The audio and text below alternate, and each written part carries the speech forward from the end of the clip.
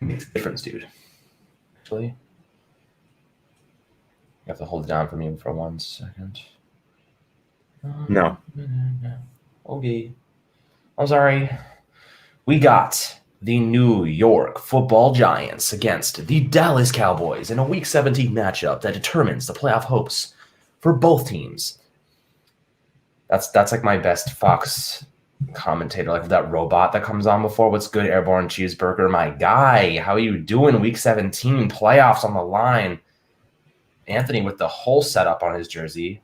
Man, it looks like Eli Manning. This is my Eli Manning career jersey. I custom made like this thing. Threw up on it. Wow. I put all of his career accomplishments on it. It's got captain's patch, college, Walter Payton Man of the Year, Super Bowl 46, Super Bowl 42, NFC championship, other NFC championship. It's got it all. Every career accomplishment that he's had, I put it on this jersey. And since it's his birthday, I figured today was a pretty good day to wear it, especially because in 2011, when the Giants won the Super Bowl, I don't wash my jerseys if we win, and I put on a white Eli jersey back then, and then I wore it all the way through the Super Bowl run. So it didn't cost that much, Airborne Cheeseburger, because these patches really aren't that expensive. I found a lot of them on Amazon and eBay for pretty cheap.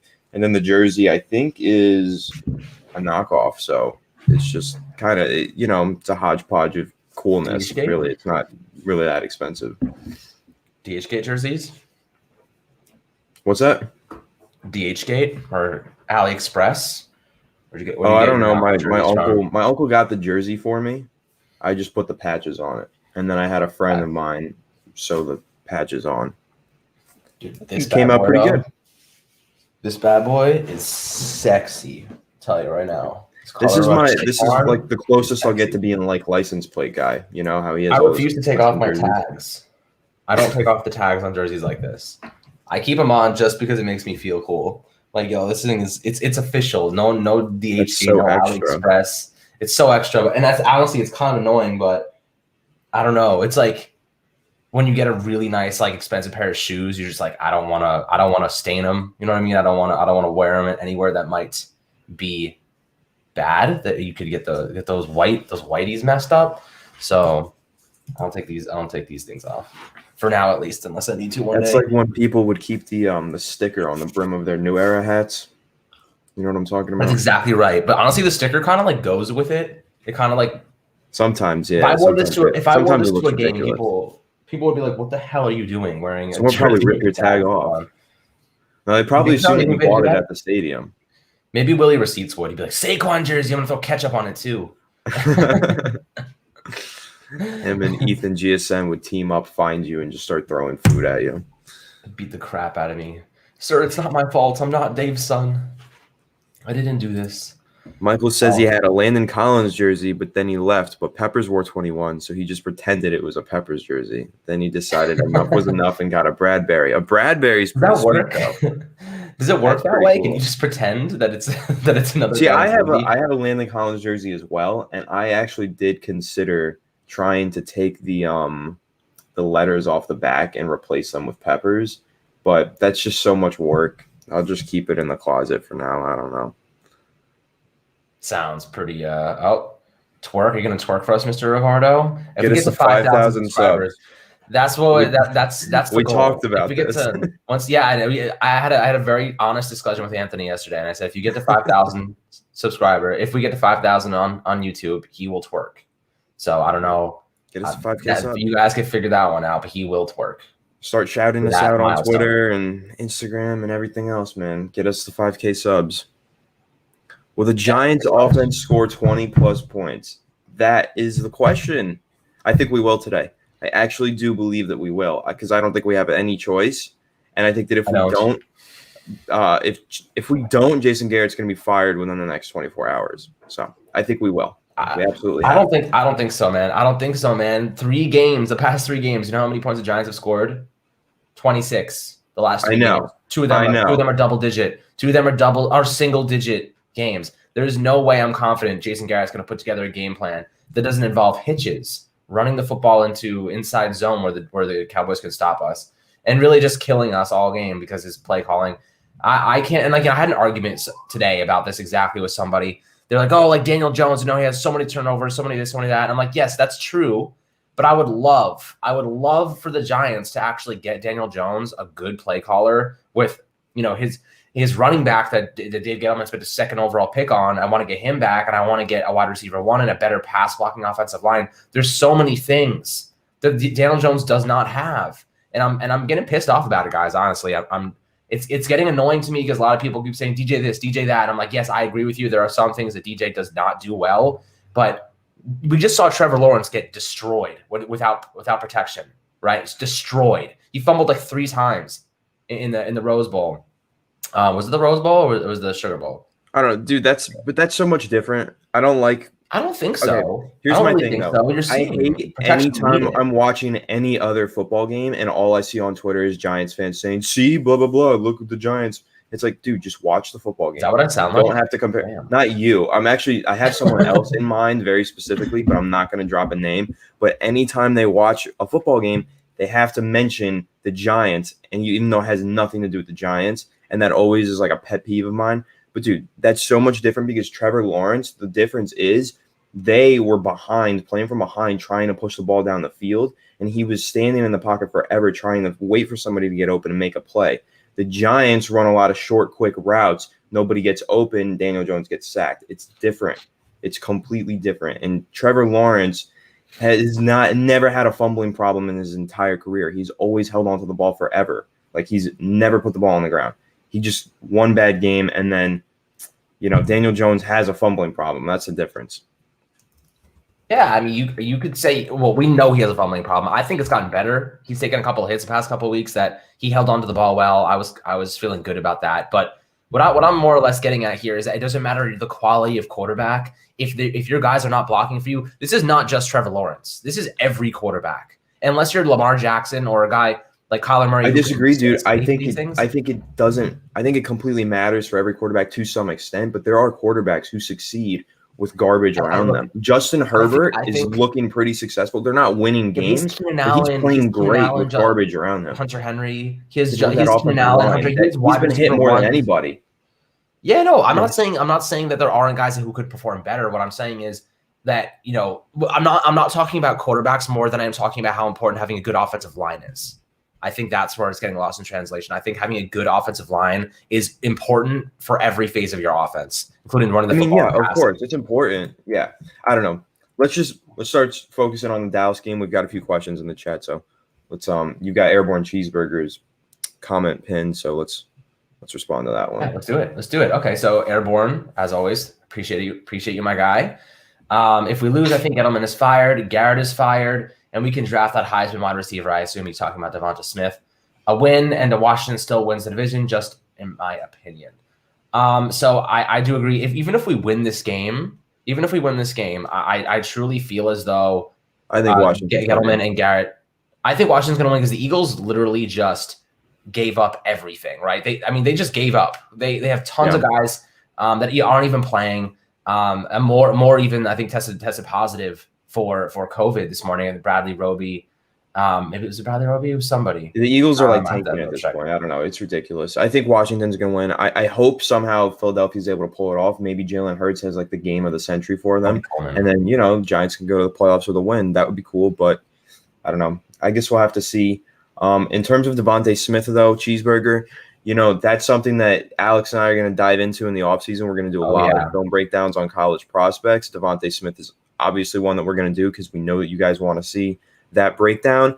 But you're probably going to learn that I'm not as high on Devonta Smith as most other people, and we'll get into that during the offseason as to why. But now I want to say shout out to Mike Nixon. Thank you so much for the donation. He says he has a Saquon jersey, but he's scared to wear it again because he tore his ACL while he was wearing it. So he's wearing his Daniel Jones jersey today. Well, you can't go wrong with the Daniel Jones jersey. You can't go wrong wearing the quarterback's jersey in the quarterback's biggest game of his career if you're trying to manifest some good vibes for him. So I respect the DJ jersey. I got the Eli one on because I'm trying to manifest his birthday vibes into the air. But, don't be scared, dude. Saquon, he'll come back stronger than ever, and then you'll get back to wearing that jersey next season. Don't worry about it. Yeah. Much love, Mike. We really appreciate the support and the donations. We do this all for you guys, so it means a lot to us. And as for your DJ jersey, man, if DJ has a really good game today, I'm giving you the credit for it. That's how superstition works, man. Like maybe Saquon tore his ACL when you're wearing that one, but the reality is if DJ has a big game, those 3-4 touchdown passes, Mike, I'm giving you the credit. So applause to you for wearing the DJ jersey. Pretty awesome there. And I love to see all the different jerseys people have these days. The Bradbury one's awesome. I love cool. Those kind of players. The people have Blake Martinez ones. I think I saw a Nico Lalos one. That was pretty interesting. For Christmas, people getting some interesting jerseys these days. But no, this is a big game for us. And a lot of people are asking, what's going on with the offensive line? Because that's a big question. They've kind of regressed. I didn't like the whole transition to a new offensive line coach in the middle of the season type of thing. That was a big distraction. And you put AJ Marshall's comment real quick. I think that's a good one and it ties into what you're talking about. Okay, yeah. So with Shane Lemieux, his pass blocking is horrible. How can we fix that? That's actually a big one that Anthony's been hitting on the past couple of days. It's so bad. Basically, yeah, he's really bad in pass protection, but he's very good in the run game. So, and at this point, they're trying to get him. They want him to be a starter next year, so they're trying to get him as many reps as possible. And the reality is, I just don't think he has. He's leaning over himself. He doesn't have the right technique just yet.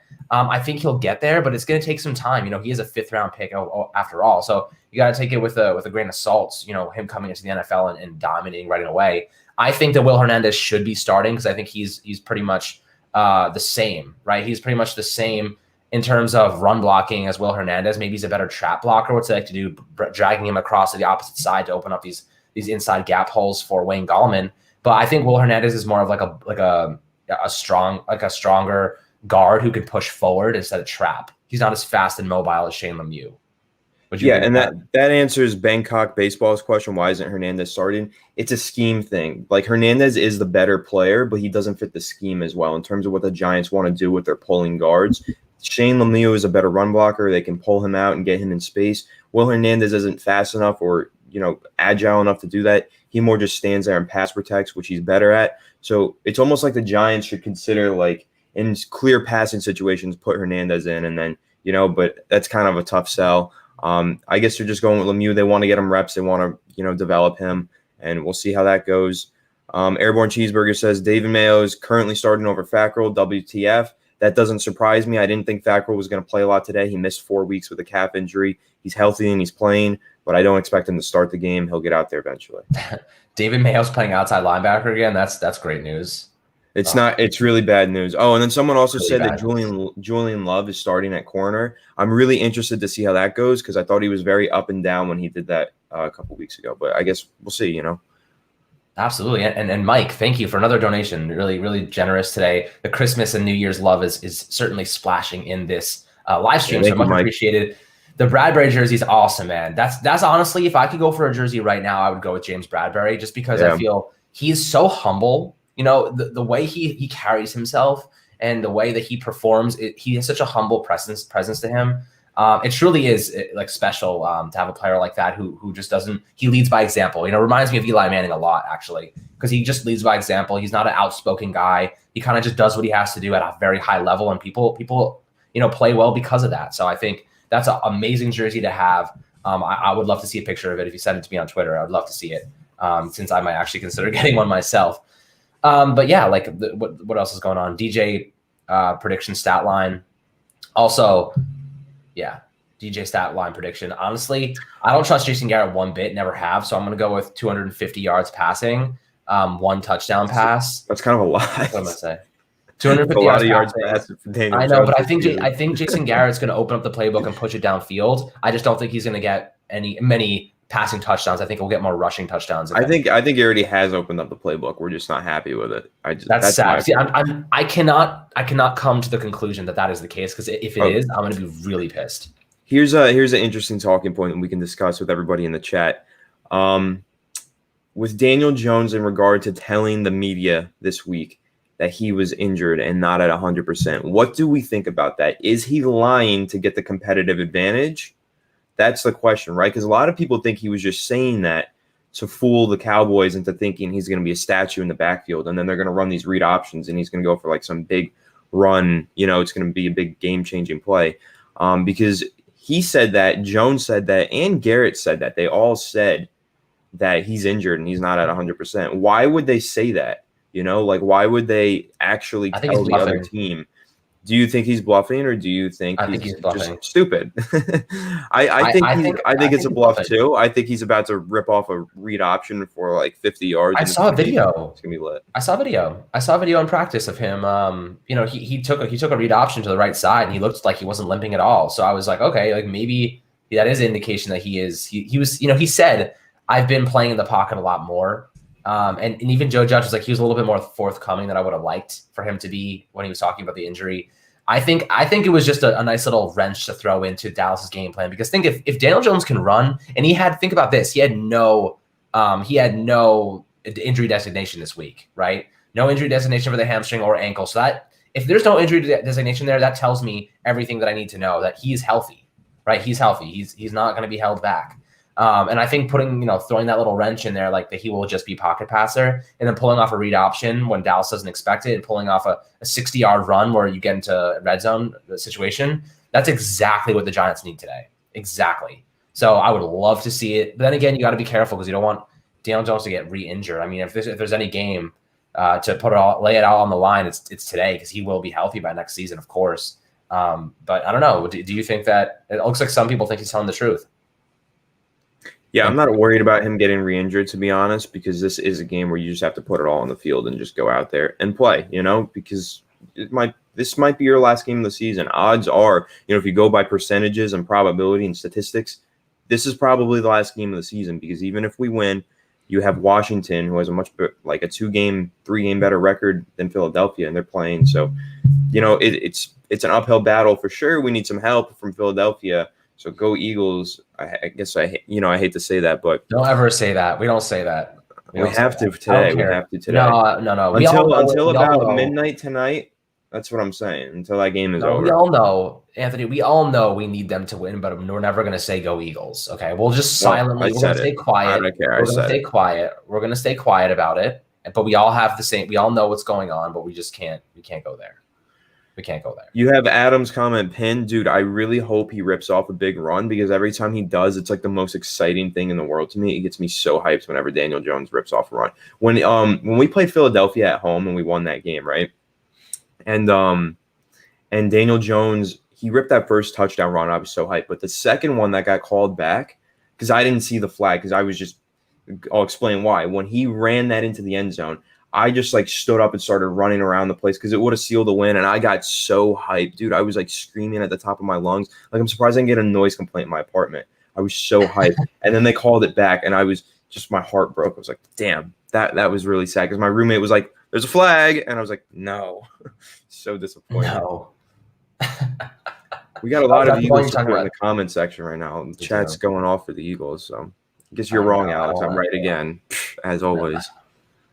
No, yeah. Let's set aside our pride. No, I'm not saying, Michael. No. I bleed blue, man. I can never say that. I remember Eli saying his family doesn't even go to the stadium because their fans flip off his wife and kids. Dude, me. No, I hate. There might not be like 5 people on this earth that hate the Eagles more than I do, and especially their fan base. My deep-seated, passionate hatred for them. But I love my Giants, and I want to see them go to the playoffs. So go Eagles today. I will sacrifice my hatred and despair for that team just for my Giants. You can be the lamb, man. You can be the lamb. I'm the sacrificial lamb. I will sit idly by and watch you sacrifice yourself. All right, let's talk Andrew Thomas.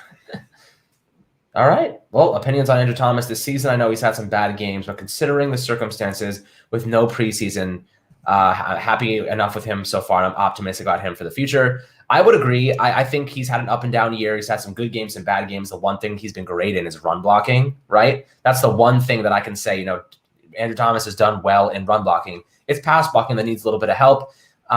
Cardinal sin for offensive tackles. You never want to get beat inside. He's gotten beat inside a couple times that we've seen over the weeks. But the one thing that I have noticed him doing is he's been recovering well. So even when he's getting beat inside, he'll rush. He'll basically his way of recovering is he'll attack that inside shoulder and he'll just push him across the formation. Right? He won't let him go upfield, north and south. So that's kind of like what I've liked to see from him in recovering when he gets beat inside. He does have a little bit of trouble on the speed rushes on the outside against those more agile and quick twitchy pass rushers. But I think this is just experience. He's had to play against some incredible players. Khalil Mack, Bud Dupree, so many great guys. Bosa. I don't know if Bosa was playing at that point. No, he wasn't even playing. He was injured. But a lot of really talented guys this year he's had to face off against. This is just trial by fire. Just give him the reps, get him the experience, and next year we're going to see it pay off tenfold. When he looks back at the film and works on those little tendencies, those habits, breaks the habits. That's the thing with him, is I think he fell into some bad habits early on. They had to work them out mid-season, giving him this offseason when what he will know. He's going to know his weaknesses, and he'll be able to iron those out. So you come 2021, he'll be a lot better. That's how I feel about Andrew Thomas. So I do agree with you, Adam. I think he's had a good enough season to prove to me that there's a lot left. A lot left in terms of production development this offseason. Yeah, I'm super optimistic like you, Adam, because we've seen him play a couple games here and there at almost like an elite level, so we know he can do it. We just have to see him do it more often. It's not like Eric Flowers. Eric Flowers, when we drafted him, never had a game like that in his rookie season. He was just bad from start to finish. And then that continued after year. He was just always bad. Andrew Thomas had some bad games and had some good ones. He's shown that he knows how to do it. He just has to do it more often and more consistently. And he will. He's young. He's a very young player. He's like, 21, 22. He's going to continue to grow in this league and continue to learn from the coaching and get better and better as time goes on.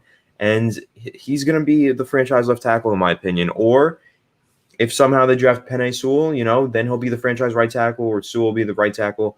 He's a franchise offensive lineman, offensive tackle in this league, in my opinion. I think we've seen enough. We just got to see him grow and continue to do it. Yeah, and if you didn't see the link I just dropped, you got to check it out. It's the most birthday suit tweet. No, it's the most wholesome Eli Manning tweet, really just tweet in general I've ever seen in my life. It's just him and his family all decked out in Giants gear. How cute is that? Look at those game used helmets too. Look at that little kid. Tell me that kid does not have 30 touchdowns a year written all over his face. Yeah. Dude, this is so wholesome. I know, right? Dude, look at Eli having a game-issued jersey on with the captain's patch. That's so awesome. His whole family has them on. Look how cute these guys are. Yeah, dude, wow, they all do. That's so awesome. His daughters all have. Yeah, they all have game-issued jerseys on. Yeah, you could see because the bottom of the jersey has like a band on it. Yeah. That's because it's game-issued. That's so cool. I love Eli. I miss Eli. I wish they would adopt me. I'm so happy that he's like, on Twitter and he's so present in our lives. You know what I mean? I know. Happy he's still like making his presence felt for Giants fans, which is really cool. Yeah. Happy birthday to the GOAT, Eli. I think that's the good omen we needed today to beat Dallas personally. That's exactly what we needed. What's up, Authentic? Airborne Cheeseburger. If we suck in 2021, who goes in 2022? Jones or Judge? Jones, not Judge. I think Judge is for sure safe for at least 3 years. And I think Jones is already, on thin ice. So if he struggles next year, he's probably falling through the ice. And Dave Gettleman is absolutely going with him if he doesn't go this offseason. Yep. I mean, that's kind of how it should go. I think Daniel Jones has a lot to prove. And since it looks like they're going to stick with him next year, he's got to prove it. If he doesn't show, because like we continue to say, when you're building a team, when you're rebuilding, it has to be around a quarterback on a rookie deal. That is how you do it. That is the first step in the rebuild process, is doing it around a guy on a rookie deal. Now, with let's say Daniel Jones has a tough 2021 season, you're going into the fourth year of his rookie deal. You're no longer rebuilding around him. You're preparing for big contract extension in the fifth year. You don't think about Pat Mahomes and like these really, really talented quarterbacks. They extend these guys way before the rookie deals are over. You know what I mean? They extend these guys way before that. If we're going into year 4 with DJ and we're still not sure if we can extend him and make him our franchise quarterback, you've got to move on. You can't sit there and hope for the best like he's going to develop all of a sudden. You got to just do what needs to be done. And honestly, this draft class is one of the best quarterback draft classes I've seen in a long time. So it's really tough, honestly. If let's say the Giants have the 2018, right? Yeah. Even then, this is a very, very talented draft class with very unique players. If you're sitting at 6, right? If you're sitting at the pick 6 and you have your shot at Zach Wilson, And we're going to do a lot of we're going to do a lot of film review on him and breaking him down. He's one of the best deep ball throwers I've ever seen, like in terms of his accuracy and his ability to escape the pocket and put balls in pinpoint accuracy, with pinpoint accuracy, put them in places that you should not be able to put, that was a weird sentence, but you know what I mean? And Zach Wilson just has this incredible. Yeah, he reminds me of Aaron Rodgers. Talent. Zach Wilson, if I have to do a pro comp right now, I haven't watched enough film, but so far his high-end play reminds me a lot of Aaron Rodgers, just with the arm angles and the things that he does are Rodgers-esque. Can you pin Justin Huebner's comment? I think this is a really good discussion point. If you could find it, it was a little while ago. Yeah, I got it. Okay, cool. If he told us right now that Washington wins their game for sure, do you still root for the Giants? I think that's a really nice moral dilemma, like AP Lang question. I like that. Honestly, I don't know. No. I don't know if I root for them, but I'm rooting for the playoffs. Against them. I'm not rooting against them, but I'm not rooting for them in that scenario. You know what I mean? Yeah. Look, this is the whole Chase Young. This is the Chase Young, Andrew. This is the Chase Young debate, right? This is exactly what that is. It's a little different, though. It's a little different, but not really, because you're not. In terms of guaranteeing Chase Young, it's really you're guaranteeing a better draft place, which is the same concept. It's still a draft spot. But the difference was though that the Giants knew guaranteed it was Chase Young at 2. With this, it's like we have either like 8th pick to 3rd pick. It's kind of like all. It's still a big difference, yeah. But 8th pick to 3rd pick, you could get. There's not like a specific prospect that we know we're getting. The reason that I want the highest pick possible, if I do, right, is because I want to trade down. You trade back. I don't care about getting higher up for a better prospect. It's about trading down for me. But I'm not even focused on that. I think that's an interesting question. I'd like to see if the chat has any thoughts on it. But I focus on beating Dallas and hopefully going to the playoffs. That's what I want to see. It's playoffs for me, man. It really is playoffs. That's the reason I'm playoffs or depression. Exactly. But that's pretty much how it is every year these days. But at least every week, if we don't win, I'm depressed. The Giants have such an impact on my emotional state every week. It's pretty bad at this point. But Cartman, I want to answer your question. Would you be disappointed if AJ Green went to the Giants? If AJ Green goes to the Giants, Brandon Marshall 2.0. He doesn't have a lot left in the tank. I'm not a fan. That is true. That is true. What I will say is, if they go AJ Green, they're not going another wide receiver 1. It's AJ Green or nothing. You know what I mean? Like it's either not doing Allen Robinson or whatever it might be, and AJ Green. It's AJ Green and that is it. Or they draft a guy and they go AJ Green. But in my opinion, exactly like. Go ahead. Yeah, it would be exactly like in 2017. They had an issue at wide receiver 2. They patched it up, signing Brandon Marshall. It wasn't the same. He wasn't the same player. And I think that AJ Green, he's been injured a lot and he's regressing. I just don't think that's best thing for us.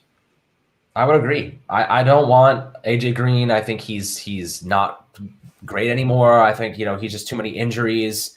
You don't want to be spending. Don't spend money on soiled goods. You know what I mean? It's done. Move on. Get a better younger player right now. It's such a Gettleman move, though. That's what's scary. No. Such a Gettleman. I don't even think Gettleman's that dumb. Okay, I don't even think Gettleman's that dumb. That is dumb. We'll see. Like at this point, you got to learn from your Saquon Barkley mistake. You don't think Gettleman's that dumb? But Gettleman signed Jonathan Stewart to that contract. And then drafted Saquon Barkley. I think that was more of like a, hey, old friend. You can't justify it. No.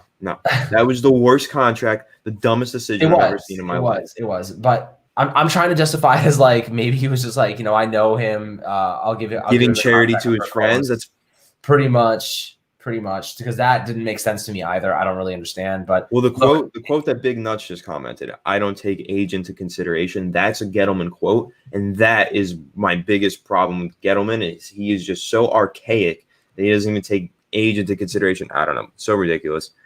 Yeah. I don't want to talk about it. We'll talk about that once we hit the offseason. We'll talk about the many sins of Dave Gettleman. We're going to do a whole video listing of the we are all the good and bad. I've already got a plan. It's going to be great. Talk about it. It's going to be exciting. I'm really excited to do that because it's really going to break down like the implications of what he did to this team in 2018 and this past draft class. I loved it. Great draft class, but what's the big differing factor in that draft class? Joe Judge was involved. You know what I mean? Right. That draft class does not happen. They picked this draft to fit their personnel needs to perfection. Don't even get it twisted that Dave Gettleman played a part in it. but not nearly as big of a part of it as you would have thought. Like this is Joe Judge's team. Patrick Graham got his guys. I don't really even think Jason Garrett was even thought of in this process. They didn't help him at all. It's kind of funny actually how they were like, everyone, let's get all these guys. Actually, I guess you could say they got Andrew Thomas, and they got a couple of offensive linemen, but that was Gettleman. You know what I mean? I'm starting to like kind of piece this together now in my head while I'm saying it. Like the defense, I think the defense was Patrick Graham, in the draft and free agency. Mostly he got his guys. But I think the offense was so tailored this past offseason. The offense was tailored so much around the offensive line that I honestly think that Gettleman had more of a say on the offense's decisions than the defenses. Does that make sense? You know what I'm saying? Offense bad equals Gettleman.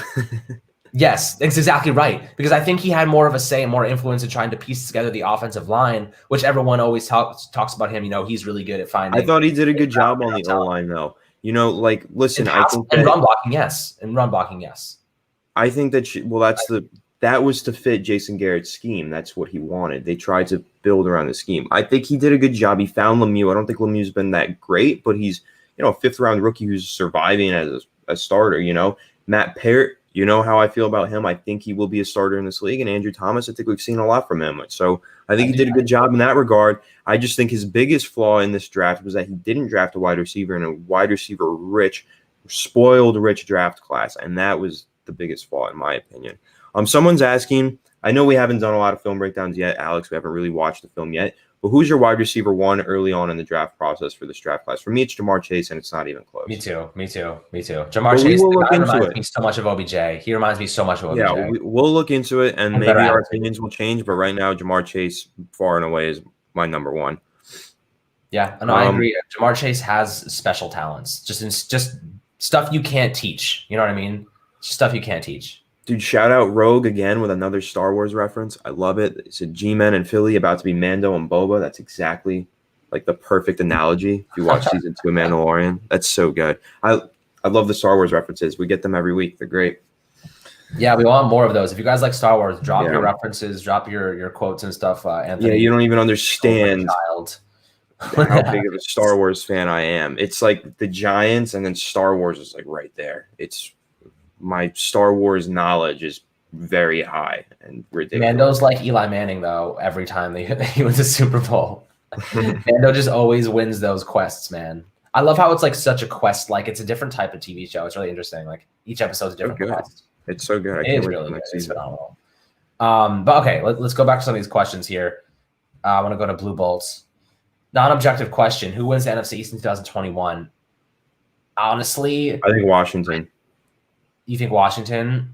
I do. I think when you look at that defense, and I think they're going to get a quarterback this offseason that's going to take them to the next level. You think so? What do they get? Dude, if they got Matt Stafford, they would be insane. They'd be insane if they got Matt Stafford. If they got Matt Stafford, I think we're talking about them as deep playoff contenders. If they somehow pull that off, like all respect to Alex Smith, he's comeback player of the year, but he's not an elite level starter. He's not going to take a team to the Super Bowl, all that. But maybe, yeah, exactly. He's arguably the best backup in the league. Andy Dalton's another one. But, I think that if they get that quarterback with that defense, and if they maybe add one more receiver, they got a good running game already. Like, I don't know. They're a good team. I think Philly's imploding. I think Dallas, they're going to continue to struggle because of their defense. And I don't know. It's up to Washington. And then if the Giants, depending on what they do in the offseason, maybe they could be the winners of that, of that division.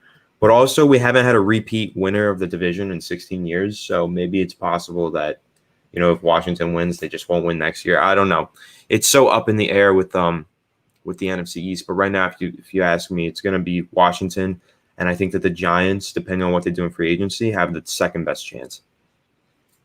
Who do you think has the second best chance?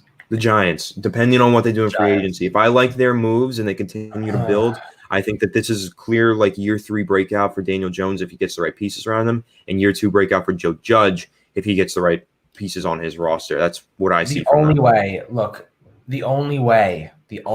I see the Giants winning the NFC East next season is if they get a wide receiver 1 for Daniel Jones. That's the only way. And Saquon Barkley stays healthy.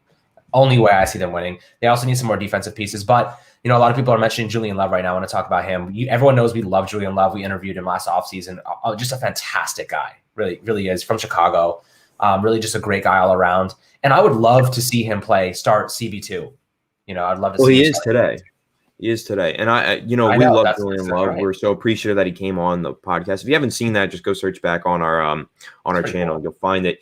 And I think he's a great player. I think he's like the best rotational like depth piece that the Giants defense can have. And I love what he does for them. I just, maybe he's not a full-time starter, but he's definitely the best backup that we can ask for.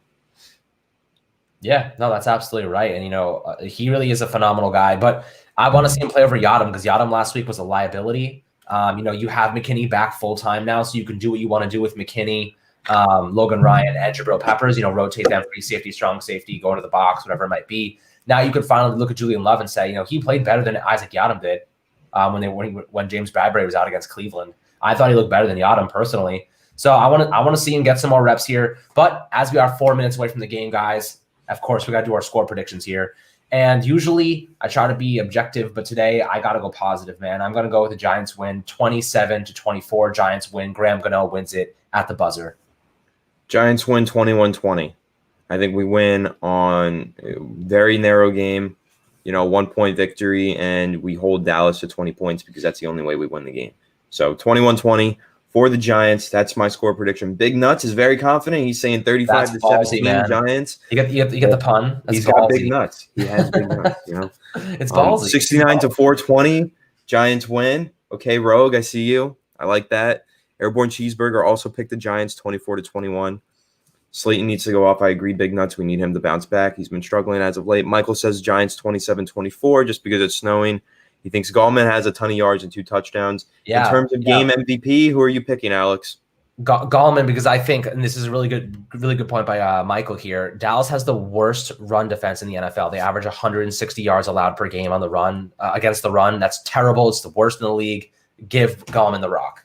Which is why my game MVP will be Daniel Jones. That's my prediction because I think he is going to rip off a run. I think he was bluffing, and I think he's going to rip off a big run and have a nice game passing, and he's going to be the game MVP, and he's going to lead the Giants to a clutch victory, and he's going to completely change the narrative and instill a ton of confidence from the fan base into Daniel Jones heading into the offseason or the playoffs, and I can't wait. I'd love to see it. All aboard the Wayne train. All aboard the Wayne train. That's it, guys.